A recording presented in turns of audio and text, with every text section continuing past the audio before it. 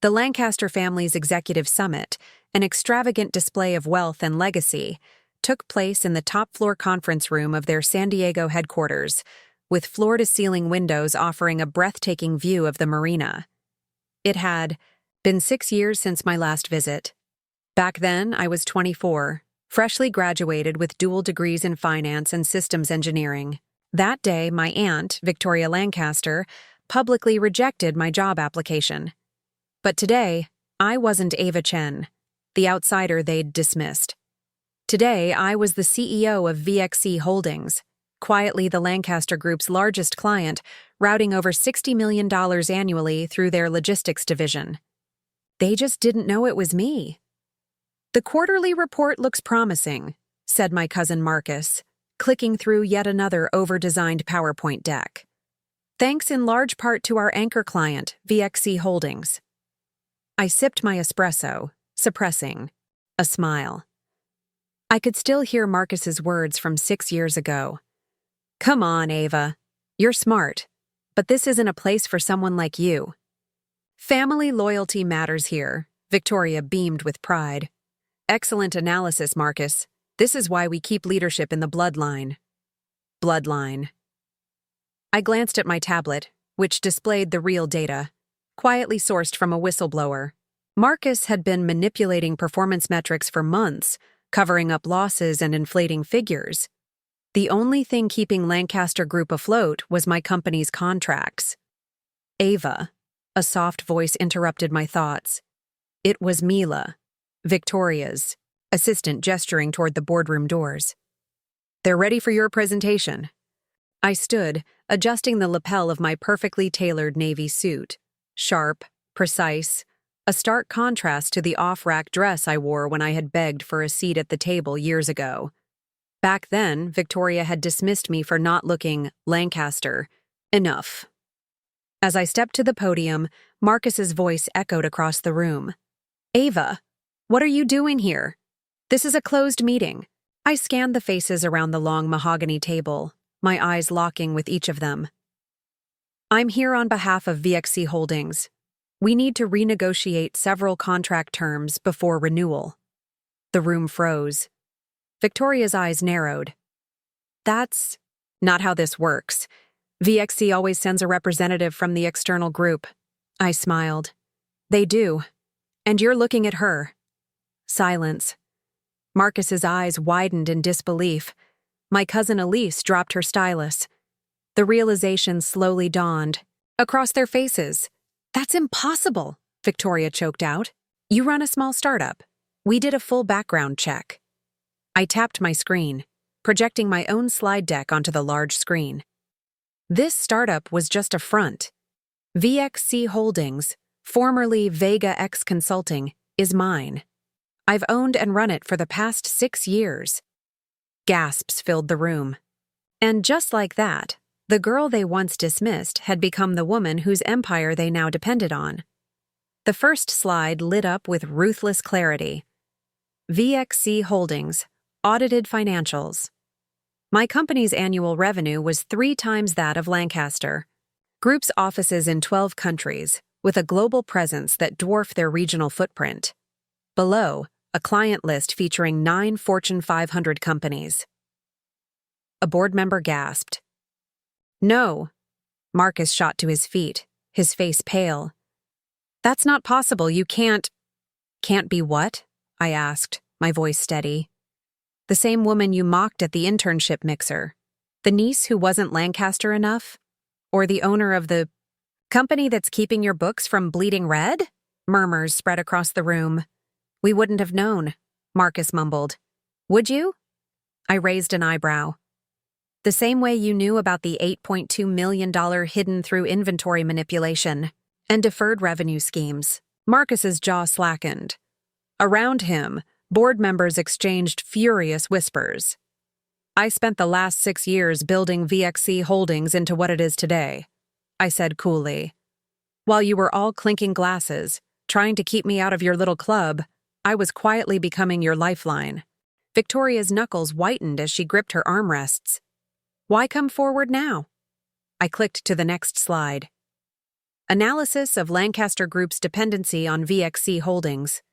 The figures were stark: 82% of their logistics revenue, 70% of new growth, and over half of their client retention initiatives were tied to infrastructure that VXC controlled.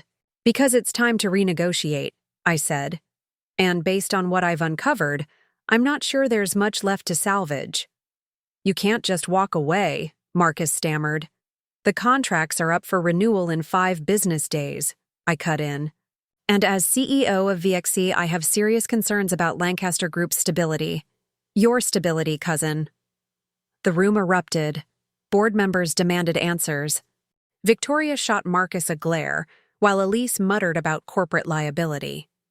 I stood still, calm and composed, letting them panic before I spoke again. I'll be calling an emergency audit meeting tomorrow at 9 a.m., I said, gathering my tablet and notes. My team will present a full forensic breakdown of your finances. I suggest you show up prepared. This is revenge, Marcus accused, his voice trembling. Because we didn't give you a seat at the table. I paused at the door, the sting of that. Rejection 6 years ago still fresh. No, Marcus, this is business, his smug face, Victoria's cold, unyielding stare. The laughter that followed as I walked out, head held high but heart shattered. No, Marcus, this isn't revenge, I said, locking eyes with him. This is business, the very thing you claimed I'd never understand. I glanced at my watch, 9 sharp. Don't be late. Though punctuality's never been a strong suit in your side of the family, has it? As I stepped into the hallway, the voices behind me splintered into accusations. Victoria's calm demeanor cracked. Marcus tried once more to justify the numbers. My assistant Michael was waiting by the elevator. He handed me a bottle of sparkling water. How'd it go? He asked. Exactly as planned, I replied, stepping inside. If you thought that boardroom twist was satisfying, trust me. You won't want to miss what happens at tomorrow's audit meeting. Hit subscribe, and I'll take you inside the moment everything finally comes crashing down. I entered the elevator and pressed the button for the lobby. Is everything ready for tomorrow? I asked. Full audit reports. A complete breakdown of Marcus's financial manipulation, and a dependency analysis that'll make their stomachs turn. Michael grinned. They won't know what hit them. I thought back to Aunt Victoria's stunned face when the realization had set in. To Marcus, pale and frantic, desperately trying to salvage numbers that had never been real. To all the years they'd whispered, behind my back, claiming I wasn't fit for the Lancaster legacy, that I lacked the pedigree and didn't belong. Send me the latest draft of the termination letter, I told Michael. I want to review it before tomorrow. You're really going to pull out of all the contracts? He asked. I smiled. Let's just say tomorrow they'll finally understand what earned power looks like. They'll learn what real business is. The next morning, I arrived at Lancaster Group's headquarters an hour early. The same building that had once turned me away. The lobby guard, the same one from 6 years ago, jumped up so quickly he nearly spilled his coffee. Hen. Welcome, he stammered, then hesitated. Early. Funny what the smell of collapse does to people, I murmured. As I stepped into the executive elevator, the polished chrome reflected back someone they never saw coming. The woman they'd once pushed aside was now holding the pen over their fate. The boardroom was packed when I entered. Silence hung heavy in the air. Victoria sat at the head of the table, her presence hollow. Marcus, hunched beside the corporate lawyers, was flanked by an air of denial and tension. The independent board members whispered amongst themselves, brows furrowed over printed summaries. Behind me, my team of analysts filed in, hand-picked, quietly embedded over the past 5 years, collecting data while the Lancaster heirs played their legacy games. I stood at the podium. Good morning, I said smoothly. Shall we begin, Ava? Victoria's voice was stripped of its usual edge. Before we start, maybe we could speak privately, she suggested. I tilted my head slightly. I think we've had enough private family conversations, don't you? I nodded toward my team. Distribute the reports, please. Papers rustled like a storm brewing. Then came the sharp sound of gasps. One board member swore under her breath. This can't be right, muttered a director, flipping through pages. Oh, it's accurate, I confirmed, pulling up my presentation. Let's start with the creative accounting, shall we? I looked at Marcus. Care to explain how over $8 million in losses were tucked under miscellaneous operational expenses? His lawyer began to object, but I raised a hand. Or should we fast forward to the inflated client metrics, the phantom assets, or the part where, without VXC Holdings contracts, Lancaster Group is technically insolvent? You're trying to destroy us, Marcus said, his voice cracking. Stared at him, unwavering. No, Marcus. You did that on your own. Think your own family? Marcus choked out. I raised an eyebrow. Family? You mean when you told half the industry I wasn't cut out for corporate leadership? Or when Aunt Victoria laughed and said I'd never understand real business? That was 6 years ago, Victoria said, her words coming out too quickly. Yes, it was, I replied, my voice cool. And while you were busy guarding the family crest and polishing old legacies, I was building something from scratch. Today, VXC Holdings is 3 times the size of Lancaster Group. I clicked to the next slide, a bar graph that clearly showed the depth of their dependency on my company. 47% of your revenue is directly tied to VXC, revenue that will vanish next Monday if I terminate our contract. The room erupted. Voices layered over each other. Chairs scraped. Lawyers huddled in panic. One board member swore aloud. And then, Marcus broke. I didn't mean for it to go this far, he muttered, slumping in his chair. You can't just pull out, Ava. Victoria stood, face flushed with fury.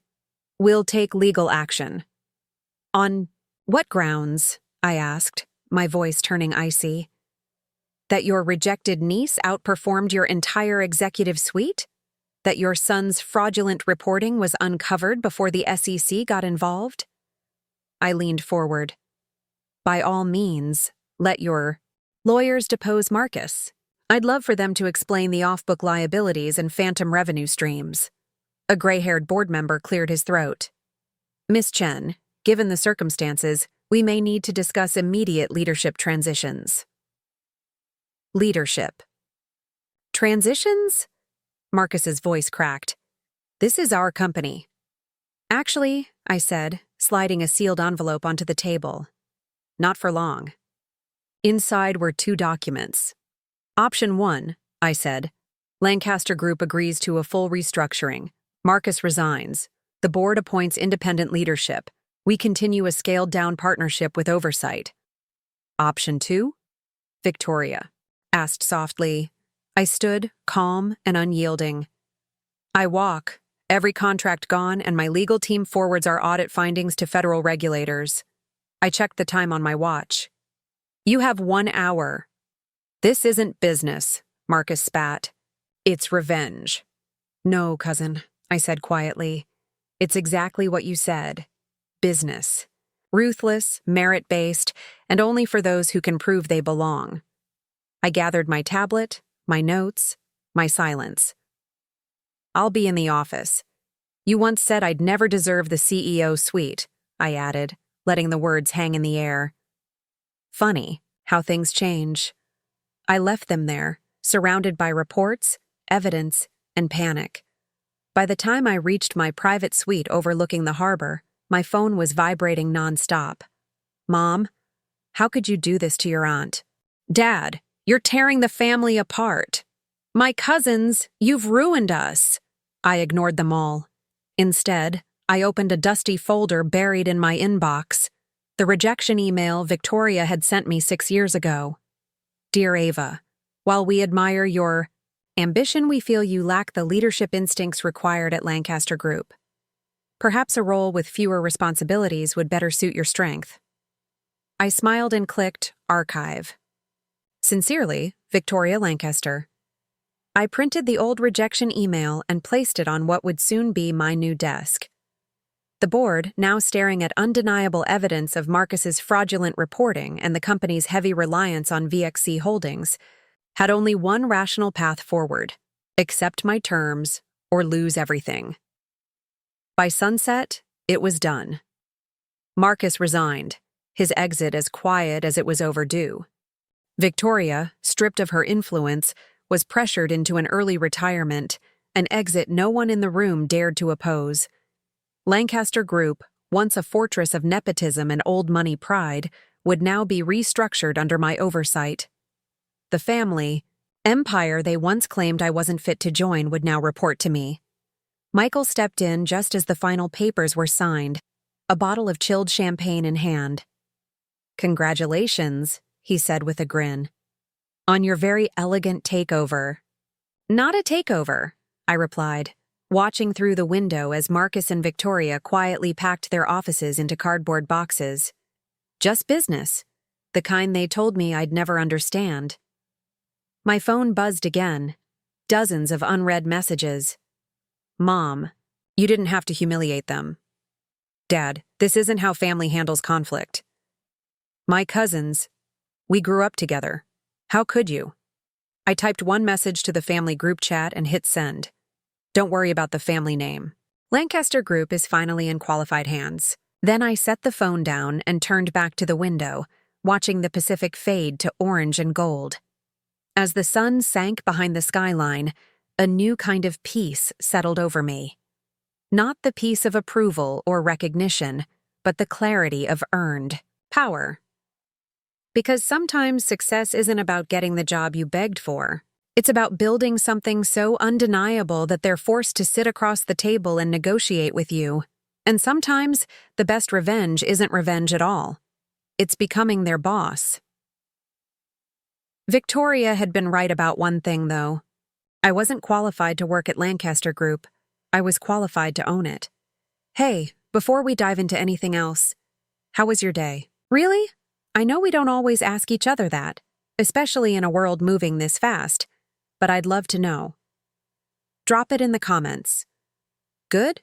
Bad? Somewhere in between? I'm listening. Because sometimes just being heard is the first step to feeling seen. And if you've made it this far, I want to thank you, not just for listening to my story, but for walking through every hard-earned lesson with me. When I was told I wasn't good enough to sit at their table, I didn't fight for a seat. I built my own table, and eventually they had no choice but to stand around mine. So now, I want to hear from you. Have you ever been underestimated, overlooked, or shut out by people who were supposed to believe in you? Tell me how you kept going anyway. Or tell me where you are now, and I'll cheer you on like no one else did. Because if there's one thing I've learned, it's that quiet strength makes the loudest impact. If any part of this story resonated with you, hit that subscribe button, not just to support me, but to support yourself. Because stories like this aren't just about revenge or power plays. They're about finding your voice, honoring your worth, and rewriting your place in the world. Here's what I know now. You don't need permission to begin. You don't need approval to grow.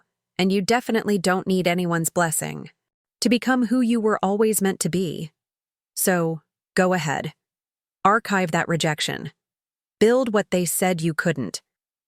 And when they finally recognize you, make sure it's because you refuse to disappear. Until then, I'll be right here, sharing stories like mine and waiting to hear yours. Because sometimes the best success story starts with a no. You turned it into power.